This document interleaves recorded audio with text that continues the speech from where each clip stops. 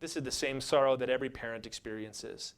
That you love the current stage that you're in, and you really are desperate to go to the next one, but at the same time you're sorrowful because you see the future just rushing in.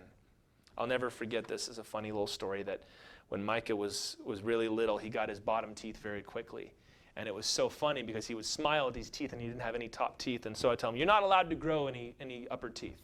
No top teeth, no more teeth. And it was just kind of, a little joke. And finally, of course, he gets his teeth. And I would see him and I'd be like, didn't I tell you couldn't have any more teeth? And, because I loved it when he didn't have that. But of course, you want to see him grow up. And you love it when they babble and you can't understand it. But you also want to be able to talk to them and hear what they have to say. And yeah, it's fun watching them go to school and go to kindergarten. And it's great. But you also are looking for, what are they going to do with their life? What are they going to be? Who are they going to marry?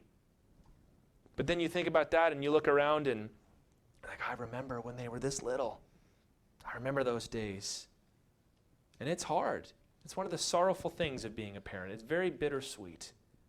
But we can't, as I said before, allow that to make us reluctant to embrace the next season. Whether that is parenthood itself. Oh, I just love being single so much. I love being married without kids so much. I don't want to get to the next thing. Again, without being pushy, just saying, you're going to love it. You're going to love it. Oh, but I'm going to leave all this behind. Yeah, but you're going to gain something else. The next stage of life is just as good as the one you're leaving. And the one after that will be just as good too. It's like high school. Maybe you weren't like this, but you can follow my illustration anyway. I loved high school. Everybody likes to write about how awful it was, and I was miserable all the time. I was not. I loved every minute of it. I loved my friends. I loved my classes. I liked my job well enough, and I had a car, and it was great. But then graduation came around, and that's all I wanted to do was graduate. And now I look back on it, I'm like, man. And Catlin and I were reading this book that has you ask each other questions to get to know each other a little better. One of them was, would you do high school again? And I said, oh, I'd totally do high school again. I said, I don't want to. I don't want to go back. I don't want to go and try and relive and recapture those days, but I loved it.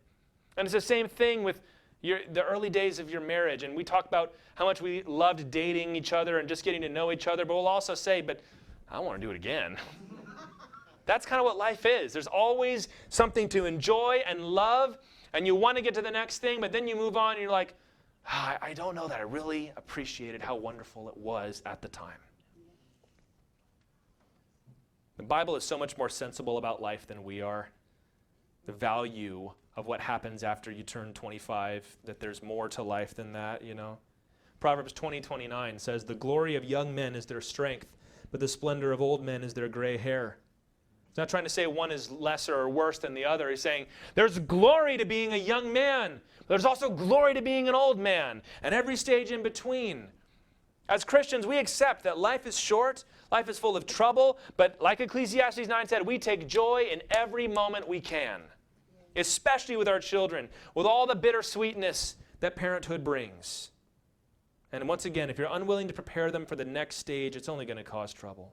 I just want to say to you guys, embrace every role that you have to play and live it to the fullest. God himself is God the Father and God the Son.